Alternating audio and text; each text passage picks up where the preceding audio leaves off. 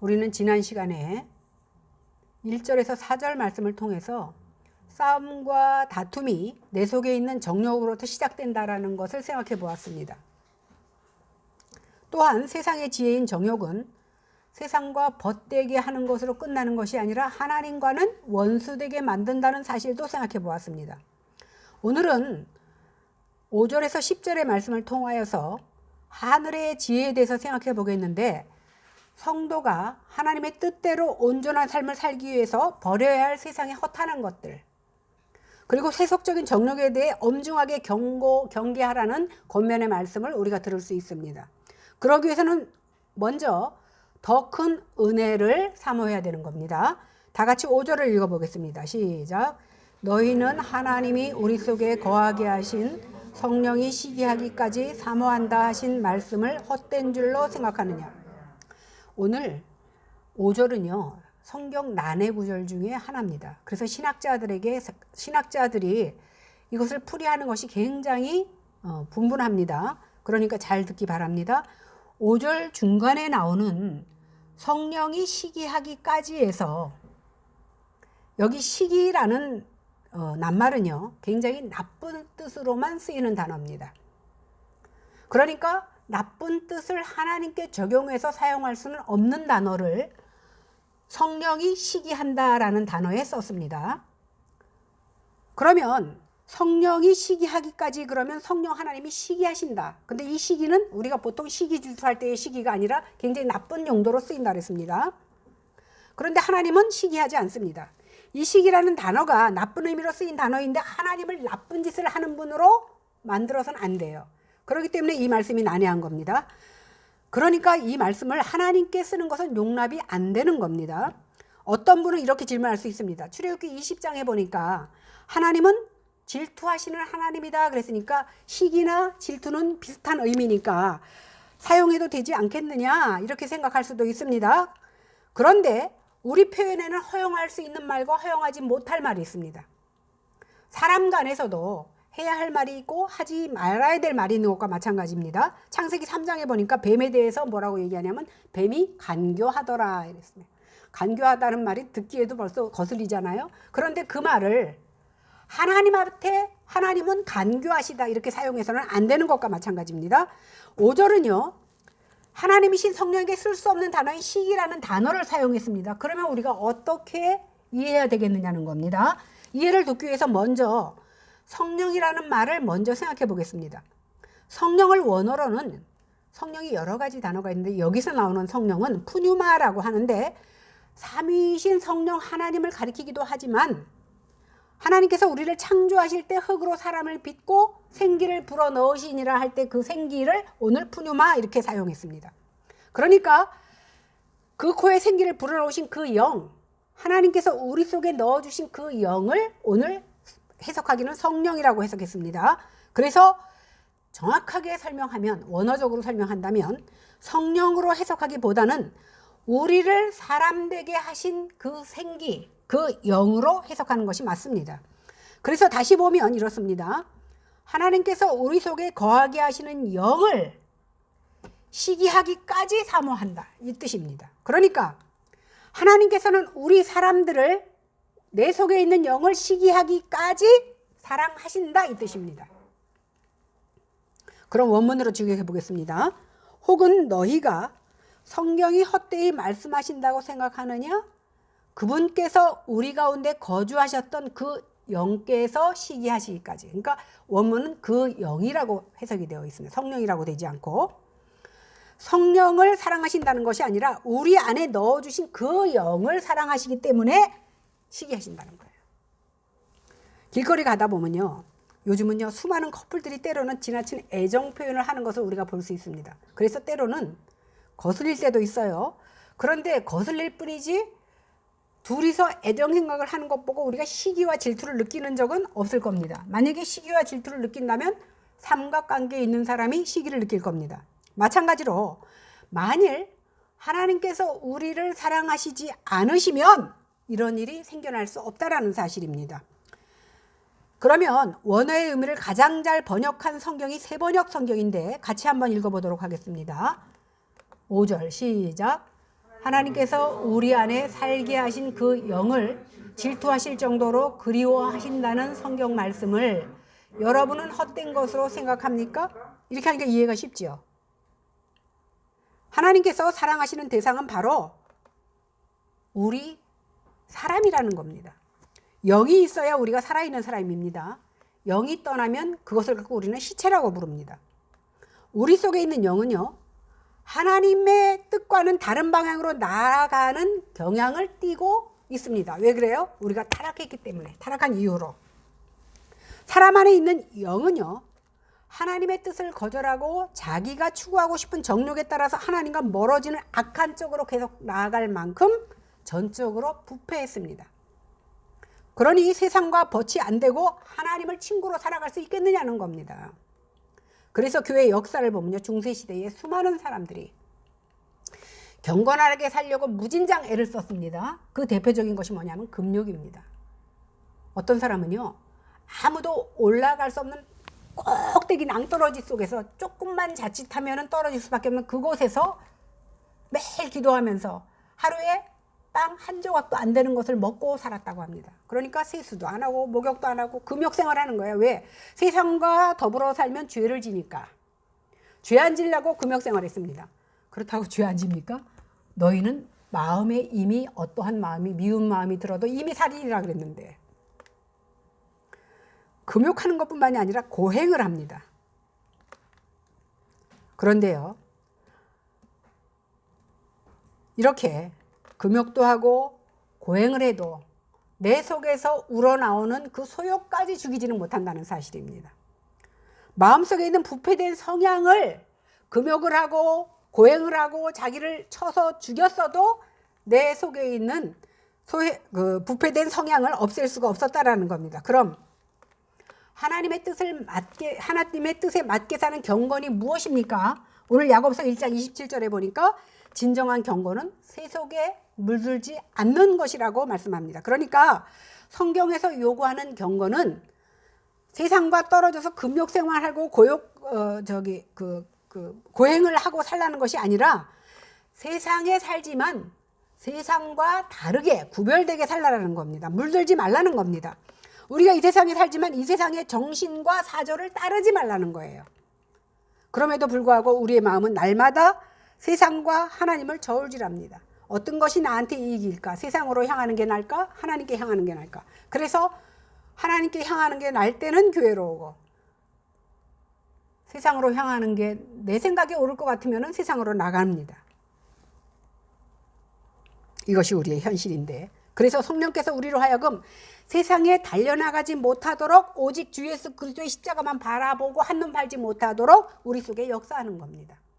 그럼에도 죄악된 인간은요, 세상과 친구 되기를 원하고 하나님과 원수 되는 길로 가기를 더 좋아합니다.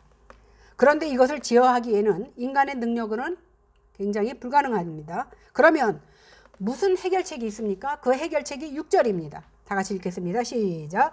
그러나 더욱 큰 은혜를 주시나니 그러므로 일렀으되 하나님이 교만한 자를 물리치시고 겸손한 자에게 은혜를 주신다 하였느니라. 타락한 사람의 성향은요, 스스로 도저히 하나님의 벗이 될 수 없습니다. 그리고 죄악으로 치달을 수밖에 없습니다. 그러나 그 해결책이 하나님께서는 하나님의 사람을 그대로 놔두지 아니하시고 더욱 큰 은혜를 주신다고 말씀하고 있습니다. 더욱 큰 은혜라는 것은요, 부패된 인간의 성향을 누르고 하나님의 뜻을 따라 살아갈 수 있도록 잡아주신다는 겁니다. 큰 은혜가 무엇인지를 사실은 본문에서는 정확하게 기록해주고 있지는 않지만 우리의 그 부패된 경향을 억제하고 하나님의 벗이 되는 성향으로 바꾸어 주시는 것이 바로 더 큰 은혜라고 저는 생각합니다. 이게 바로 해결책입니다. 이어서 6절 하반절에 보니까 하나님이 교만한 자를 물리치시고 겸손한 자에게 은혜를 주신다, 이 말씀이 있는데, 이 말씀은요, 잠언 33장 34절의 말씀을 인용해서 하신 말씀입니다. 이 말씀을 보면 아무에게나 은혜를 주는 것이 아닙니다. 누구에게 줍니까? 하나님은 교만한 자는 물리치시고 겸손한 자에게 은혜를 베푸신다, 이렇게 말씀하고 있습니다. 그러면 겸손한 자는 누구고 교만한 자는 누구겠습니까? 겸손과 교만, 그러면 대비되는 말이잖아요. 여기서 교만한 자라는 것은 뭐냐면 주님을 의지하지 않는 자를 교만하자. 성경에는요, 세 가지 길이 아니에요. 항상 두 가지를. 의인이냐, 악인이냐. 천국이냐, 지옥이냐. 영생이냐, 영벌이냐. 이렇게 두 가지로 나타나 있어요. 근데 성경에서 말하는 악은요, 세상 가운데서 우리가 막 죄 짓고 사는 것을 말하는 것이 아닙니다. 예수 그리스도를 믿지 않는 것을 성경에서는 악인이라고 합니다. 마찬가지로 오늘 여기서 교만한 자는 누구냐면 나 많이 배우고 돈 많으니까 어깨에다 뽕 주는 것을 교만이라고, 물론 세상에서는 그렇게 교만이라고 말하지만 성경에서는 주님을 의지하지 않는 사람을 교만한 자다 이렇게 말합니다. 선악과를 따먹은 아담의 모든 후손은요, 본능적으로 하나님을 의지하기보다 자기 힘으로 살고자 합니다. 그러므로 여기 겸손한 자 역시 세상에서 말하는 도덕적인 겸손을 말하는 게 아닙니다. 만약에 야고보가 도덕적인 겸손을 겸손이라고 말했다면 야고보도 역시 도덕 선생님에 불과합니다. 성경에서 겸손한 자라는 것은요, 자신의 부패함을 깨닫고 더 이상 자기의 행위를 기대할 수 없어서 오직 하나님만 붙들기로 한 사람을 겸손한 자라고 말하는 겁니다. 그래서 오직 겸손한 자는 하나님의 도우심을 바라고 사는 자입니다. 야고보서 3장 17절에 보면 오직 위에서 난 지혜는 첫째 성결하고 다음에 화평하고 관용하고 양순하며 긍휼과 선한 열매가 가득하고 편견과 거짓이 없다라고 표현했습니다.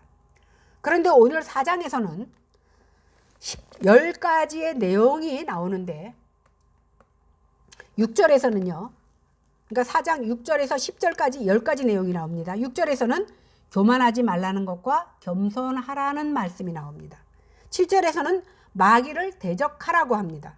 8절에서는 하나님을 가까이 하라, 손을 깨끗이 하라, 두 마음을 품지 마라, 마음을 성결하게 하라. 이렇게 4가지가 나옵니다. 9절에서는 슬퍼하며 즐거움을 근심으로 바꾸라고 나옵니다. 10절에서는 주 앞에서 자신을 낮추라고, 이렇게 10가지로 말씀하고 있습니다. 이 10가지를 다 기억할 수 없습니다. 그러나 반드시 기억해야 될 것이 있습니다. 6절에 교만하지 말라, 겸손하라. 사실은 교만하지 않는 게 겸손이잖아요. 그러니까 이 말은요, 똑같은 말을 다른 표현으로 쓴 겁니다. 그리고 10절에 가서 보면 주 앞에서 낮추라라고 합니다. 주 앞에서 낮추는 것이 뭡니까? 그게 바로 겸손이라고 그랬잖아요.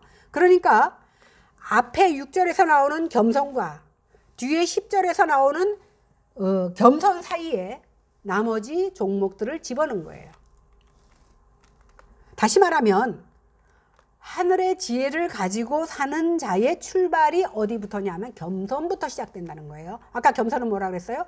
나는 할 수 없으니 하나님만 의지하고 살겠습니다. 이것이 겸손이라고 그랬잖아요. 그러니까 하늘의 지혜를 가진 자는 하나님만 의지하는 자, 이것이 바로 겸손한 자입니다. 이런 사람에게 하나님께서는 더욱 큰 은혜를 베풀어 주신다고 말씀하고 있습니다. 그래서 하나님의 은혜가 넘치게 되는 겁니다. 이렇게 보니까 많은 사람들이 야고보서는 행함만 얘기하고 은혜를 얘기하지 않는 것처럼 우리가 알아왔는데, 오늘 야고보서를 보니까 야고보서가 말하는 은혜는 보통 은혜가 아니고 무슨 은혜예요? 더욱 큰 은혜를 주심을 말씀하고 있다는 사실입니다. 그 은혜가 바로 우리 속에 있는 영이 시기하기까지 사모하여 은혜를 알게 하시는 겁니다. 성령 하나님께서는 지금도 사모하는 백성들을 위해서 일하고 계십니다. 로마서 8장 이하에 보면, 8장 26절 이하에 보면요, 이와 같이 성령도 우리 연약함을 도우시나니 우리가 마땅히 빌 바를 알지 못하나 오직 성령이 말할 수 없는 탄식으로 우리를 위하여 친히 간구하시느니라. 마음을 감찰하시는 이가 성령의 생각을 아시나니 이는 성령이 하나님의 뜻대로 성도를 위하여 간구하신다, 이렇게 되어 있습니다. 뿐만 아니라 우리가 알거니와 하나님을 사랑하는 자 곧 그 뜻대로 부르심을 입은 자들에게는 모든 것이 합력하여 선을 이룬다고 말씀하셨습니다. 또한 아들의 형상을 본받게 하기 위해서 미리 정하셨으니 이는 그로 많은 형제 중에서 맏아들이 되게 하려, 또 정하셨으니 맏아들이 되게 하셨고 미리 정하신 그들을 또한 부르시고 부르신 그들을 의롭다 하시고 의롭다 하신 그들을 영화롭게 하신다 그랬어요. 맏아들이 된다는 건 뭐냐면 옛날에는 상속권이 맏아들에게 있었어요. 그러니까 상속권을 주신다는 소리입니다. 성령의 처음 익을 열매를 받은 우리 성도들의 탄식하는 내용이 뭐냐 하면 양자될 것, 다시 말해서 우리 몸에 구속당하는 것을 우리는 칭히 양자되었다, 이렇게 말합니다. 우리가 이 소망을요 구원으로 받았어요. 그런데 우리의 소망 곧 하나님의 양자되는 것은, 다시 말해서 구원받는 것은 우리 눈에 안 보여요. 하나님 나라에 속한 소망이기 때문에 우리 눈에 보이지 않고 잡히지도 못하는 겁니다. 그런데 세상 사람들의 눈에 보이는 소망을 쫓아갑니다. 왜? 보여지지도 않고 잡혀지지도 않다 보니까 보여지는 것, 잡혀지는 것을 향해 나아가는 것이 바로 세상의 소망입니다. 왜 그렇습니까? 눈에 보이는 것은. 그런데 하나님께서는 눈에 보이는 세상의 것을 따르지 말라고 합니다. 왜 그러냐면 세상의 소망은 다 없어질 거기 때문입니다. 주님이 재림하실 때 이 세상은 다 불타 없어집니다. 그러므로 아무리 이 세상에서 귀하고 좋은 것이라 할지라도 이 세상의 소망이 참 소망이 될 수는 없습니다. 그러므로 성령의 처음 익은 열매를 받은 우리 성도들은 눈에 보이는 소망을 기다리는 것이 아니라 보이지 않는 약속을 믿고 기다리는 겁니다. 우리가 기다리는 것은 보이지 않고 만져지지 않으니까 자꾸만 보이는 세상으로 나가려고 합니다. 그러나 성령께서 마땅히 빌 바를 알지 못하는 우리에게 친히 간구함으로 우리의 연약함을 친히 간구해 주신다는 사실입니다.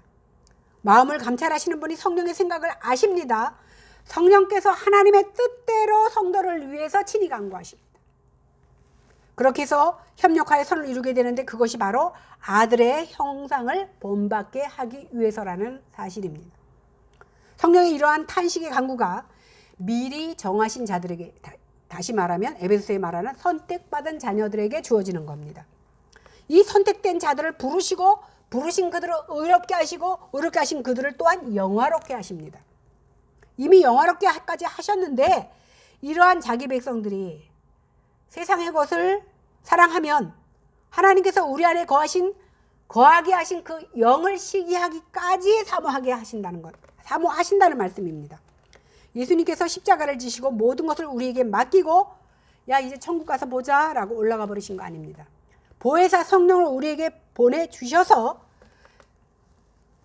우리 속에 거하는 영이 시기하기까지 사모하도록 만드셨다라는 겁니다. 그런데 마땅히 사모해야 할 주님을 사모하지는 않고 세상 것들을 사모하고 있는 우리를 위하여 지금도 성령 하나님께서 탄식함으로 우리를 위하여 기도하고 계시는 겁니다. 그러므로 이보다 더 큰 은혜가 어디 있습니까? 내가 힘이 빠져서 기도하지 못할 때, 내가 힘이 빠져서 갈 수 없을 때 나를 안고 나를 위하여 친히 기도해 주시는 분이 계시는데 그분이 바로 성령 하나님이라는 사실입니다. 7절을 보겠습니다. 시작. 그런즉 너희는 하나님께 복종할지어다. 마귀를 대적하라. 그리하면 너희를 피하리라. 여기서 너희는 그랬습니다. 너희는이라고 쓴 것은 뭐냐면 너희 모두가 겸손한 자가 되기를 원해서 그렇게 쓴 겁니다. 그러면서 하나님께 복종하라고 합니다. 진정으로 겸손한 자는요, 그 태도가 어떻게 나타납니까? 하나님 말씀에 복종하는 모습으로 나타납니다. 복종하지 않는다는 것은 뭐예요? 교만하다는 증거예요. 다시 말하면 복종하지 않는 것은 세상과 친구된 것이고 하나님과 원수된 길이고 부패된 성향을 아직도 버리지 못하고 있다는 겁니다. 그래서 하나님께 복종하는 것이 곧 마귀를 대적하는 것으로 연결된다는 사실입니다. 그러니까 이쪽과 친구되면 이쪽과는 멀어질 수밖에 없어요. 마귀와 적당히 타협하면서 하나님께 순종할 수 없다라는 겁니다. 하나님께 순종하는 것이 적극적인 것이라고 말한다면 다른 적극적인 면이 뭐냐면 마귀를 대적하는 겁니다. 마귀가 사람보다 당연히 강하지만 마귀의 약점이 뭔지 아세요? 하나님께 딱 붙어 있으면 가까이 하지 못한다는 것이 마귀의 약점인 겁니다. 그러니까 우리가 가끔 기도할 때 보면 사탄아 물러가라 라고 막 외치잖아요. 그런다고 사탄이 물러가는 게 아닙니다. 이게 마귀와 대항하는 것이 아니라 하나님께 전적으로 순종하고 하나님께 붙어 있으면 이것이 바로 내가 막 힘써서 무기를 가지고 때리지 않아도 이것이 바로 마귀를 대항하는 것이라는 겁니다. 그게 유일한 방법입니다. 그러니까 그리스도인인데 교만한 자는 뭐예요? 마귀가 유혹을 먹기 좋은 사람이라는 겁니다. 여러분, 불신자나 그 무신론자보다 예수 믿는다고 하면서 교만한 자를 이용해 먹기가 제일 좋은 것이 마귀의 수칙입니다. 안 믿는 사람은 어차피 내 거니까 건드리지도 않습니다. 그러나 믿는다고 하면서 교회 나간다고 하면서 아직도 하나님 앞에 순종하지 못하는 그런 사람들을 마귀는 가장 잘 이용해 먹는다는 사실입니다. 이런 마귀에게 대적하는 방법이 뭐라고 그랬어요? 겸손한 자가 되는 것이며 하나님 말씀에 순종하면 저절로 마귀는 가까이 하지 못한다는 사실입니다. 야고보는 하나님께 복종하는 것이 그래서 곧 마귀를 대적하는 것이라고 말씀한 겁니다. 그런데 마귀의 유혹을 대적하기는커녕 마귀가 좋아하는 짓만 하고 사는 것이 바로 우리들 아닙니까? 그러다 보니까 마귀랑은 친한데 하나님과는 친하지 못하게 지내는 겁니다. 그러므로 예수님을 믿는다는 것은 뭐냐면 예수님께서 물리친 세상의 영광을 우리도 포기해야 되는 거예요. 세상의 영광을 쫓아서 막 가다 보면 마귀가 그래 박수 쳐줍니다. 왜? 우리가 세상의 영광을 쫓아갈 때 하나님과는 멀어질 수밖에 없고, 그러면 하나님과 원수되면 누구와 친해져요? 나와 친해지니까 마귀가 박수 칠 수밖에 없는 겁니다. 그래서 우리가 하나님과 가까이 하고 하나님과 친한 것이 곧 마귀를 대적하는 것이고, 이것이 바로 하나님께서 원하시는 겁니다. 8절 한번 읽어보겠습니다. 시작. 하나님을 가까이 하라. 그리하면 너희를 가까이 하시리라. 오늘 깨끗이 하라. 두 마음을 품은 자들아 마음을 성결하게 하라. 여기서 하나님을 가까이 하라 그랬어요. 가까이 하는 것은 뭐예요? 하나님께 순종하는 것이 하나님을 가까이 하는 겁니다. 하나님을 가까이 하면 하나님께서는 더 큰 은혜를 주시겠다고 말씀하셨습니다. 우리는 이 세상 안에 삽니다. 이 땅에서 추구하는 것을 따라가면서 삽니다.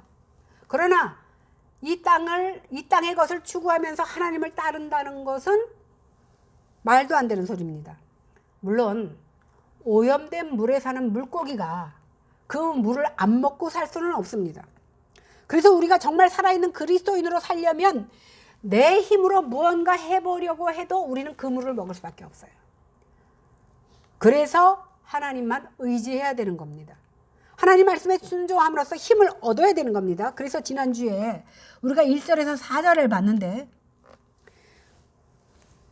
3절까지 해서 보면 모든 것들은 자기의 이기적인 욕심과 위장된 탐심에서 정욕이 나온다라고 말씀하고 있습니다. 하나님께서는 겸손한 자에게 은혜를 주시는데 우리가 하나님을 가까이 하려면 어떻게 해야 됩니까? 세상을 버려야 돼요. 하나님과 세상을 동시에 취할 수가 없다라는 겁니다. 그래서 하나님을 가까이 하는 것은 손을 씻고 두 마음을 품지 않는 것이다 라고 말하고 있습니다. 여기서 손이라는 것은 뭐냐면 외적인 행위를 말하는 것이거든요.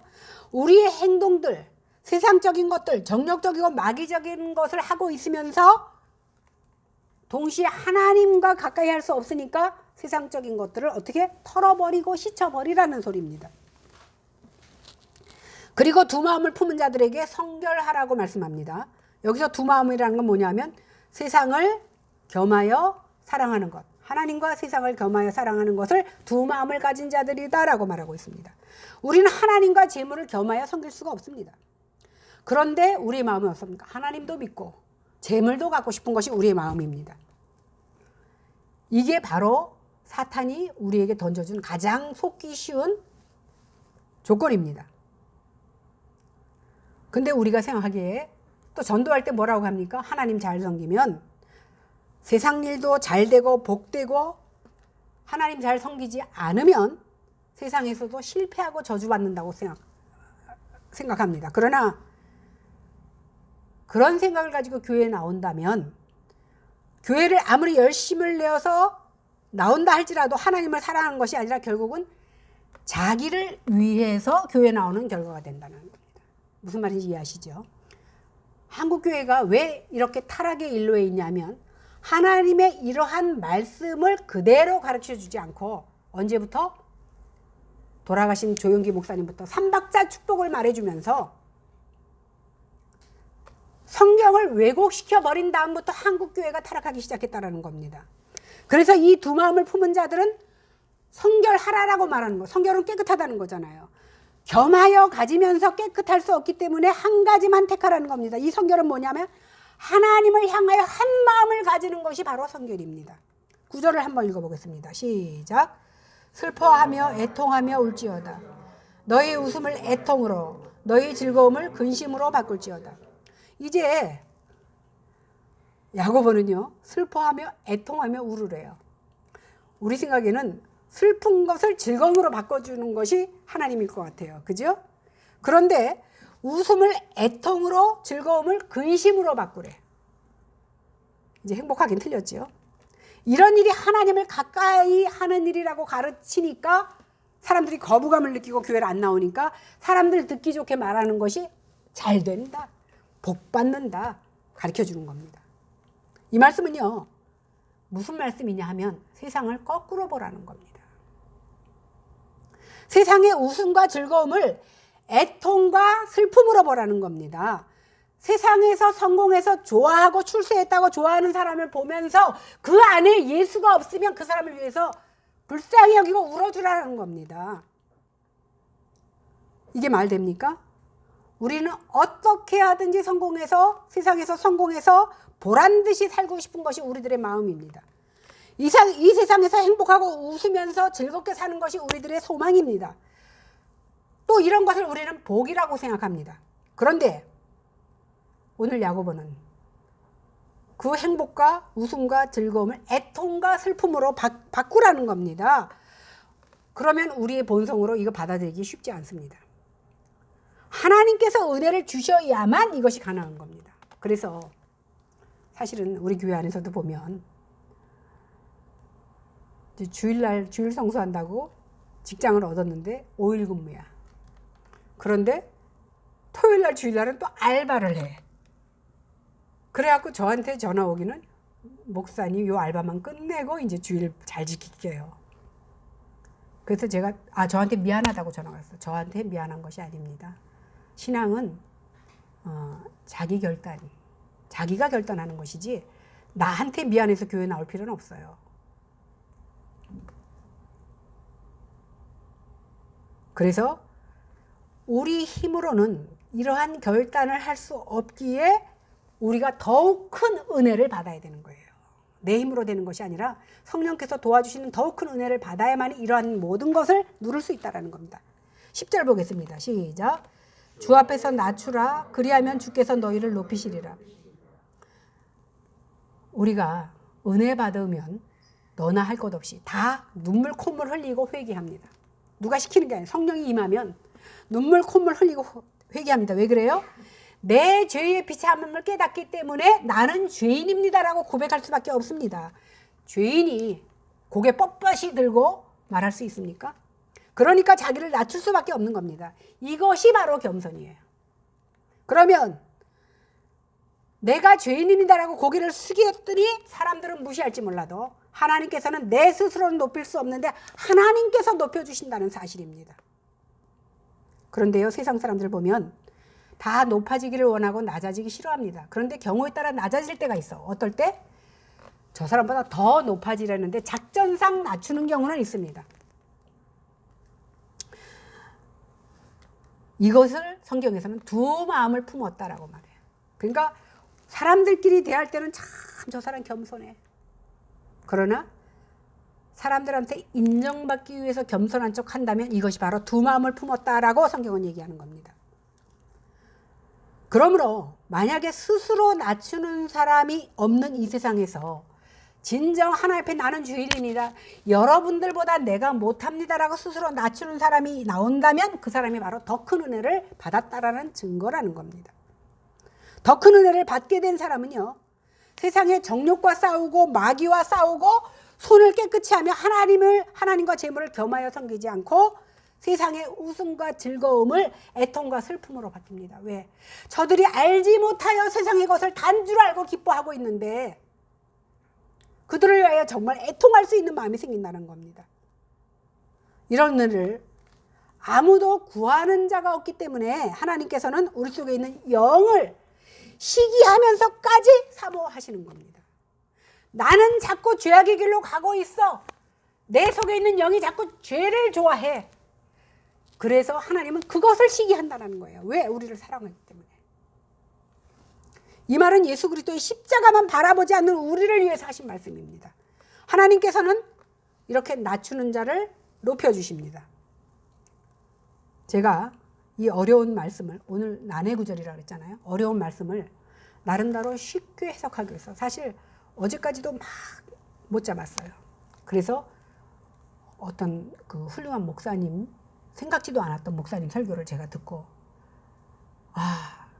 이분이 굉장히 좀 딱딱하게 설교를 하셨는데 굉장히 은혜스러웠어요. 왜냐하면 제가 본 책을 가지고도 해결이 안 되는 부분을 아주 명확하게 해석하셔서 제가 오늘 그분 설교를 많이 그 부분에서, 성령과 시기 부분에서는 많이 인용을 했습니다. 이 시간 성령 하나님께서 우리에게 은혜 주셔서 우리를 향하신 성령 하나님의 간섭하심을 받고 살아가기 원합니다. 하나님께서, 제가요 옛날에 고등학교 다닐 때 수학을 잘못했어요. 근데 수학을 잘하는 친구랑 저랑 친했어요. 근데 걔보다 내가 점수를 더 못 받았을 거 아니에요, 못하니까. 근데 걔는 하나밖에 안 틀렸는데 선생님이 나랑 같이 가는데 붙잡아 놓고 걔만 막 야단치더라고요. 지금까지도 그 서운함을 잊을 수가 없어요. 나는 완전히 무시한 거잖아. 너는 원래 수학 못하니까. 그러고 잘하는 애가 틀렸다고 막 야단을 치면서 너 제대로 공부 안 했다고 야단치는데, 제가 옆에서 혼나지 않은 게 감사한 게 아니라 혼나지 않은 것이 그렇게 서운한데 지금까지도 잊혀지질 않아요. 만약에 하나님께서 내가 뭔가 한 가지 잘못했을 때 깨달음을 주시고 야단치시면 그것이 사랑이에요. 그냥 내버려 두신 것은요, 포기한 거예요. 그 선생님이 날 포기했나 봐, 수학에 대해서. 그러니까 얼마나 서운한 거예요. 그래서 우리는 세상에서 잘 되는 것을 기뻐하는 것이 아니라 세상에서 잘 됨으로 내가 하나님과 멀어졌다면 애통하고 슬퍼해야 된다는 사실이에요. 이렇게 야고보는요, 정말 심오한 말씀을 가지고 우리에게 은혜를 더해 주시는 귀한 말씀을 우리에게 전달해 주고 있습니다. 이제 우리는 하나님에게 복종하고 하나님을 가까이 하고 손을 깨끗이 하여 두 마음을 품지 않고 마음을 성결하게 해서 피차 비방하지 말고 주 앞에서 낮추며 슬퍼하고 애통하며 긍휼한 마음으로 서로 사랑을 나누는 성도들이 되어야 될 줄로 믿습니다. 그래서 이제 사실은 제가요, 주일날 빠지는 성도들을 위해서 많이 기도해요. 기도하는데 말하지 않아요, 요즘. 왜 말하지 않아요? 내 힘으로 안 되기 때문에. 하나님이 변화시켜 주시고 그의 믿음이 자라야만이 되는 것이지, 제가 백날 얘기하면 잔소리만 하는 목사로밖에 찍히지 않습니다. 그래서 잔소리하기보다 그 사람의 믿음이 자랄 수 있도록 기도합니다. 근데 그것이 참 쉽지 않아요. 이제 우리는 육체의 정욕을 버리고 하나님의 뜻을 쫓으며 스스로 겸손히 행함으로 하나님이 허락하시는 큰 은혜, 더욱 큰 은혜, 그것은 어떤 자에게 준다 그랬어요? 겸손한 자, 스스로 낮아지는 자에게 주신다 그랬습니다. 그 은혜를 받아 누리는 저와 여러분들이 되시기를 주님의 이름으로 간절히 축원합니다. 기도하겠습니다. 하나님 아버지, 은혜를 진심으로 감사합니다. 나 잘난 맛에 산다고 하지만 하나님의 말씀에 비추어 볼 때 나 같은 것이, 예수 믿게 된 것도 감사하고 나 같은 것이 하나님의 종으로 쓰임받은 것이 감사하여 주님의 은혜를 사모하는 모습으로 이 한 시간에 나왔습니다. 세상의 것을 추구하며 세상에 잘 되는 것을 우리는 추구하며 살아왔지만 그것을 다 가졌다 할지라도 하나님을 잃어버린 것은 실패한 자요 영벌을 받을 수 없다는 사실을 깨닫고, 내가 그렇다면 나를 위해서 울게 하시고 남이 그렇다면 그 사람을 위해 슬퍼할 수 있는 믿음이 저희 가운데 있게 하여 주시옵소서. 그래서 성령이 내 안에 허락하신 그 영으로 말미암아 시기하기까지 우리를 사랑하심을 깨닫게 하시고 그 사랑을 놓치지 않는 저희들이 다 될 수 있도록 하나님 역사하여 주시옵소서. 나만 바로 서는 것이 아니라 이제는 내 주변에 나오지 못한 성도들을 위해서 우리가 눈물로 기도할 수 있는 신앙이 우리 가운데 있게 하여 주시옵소서. 감사드리며 예수님 이름으로 기도했습니다. 아멘.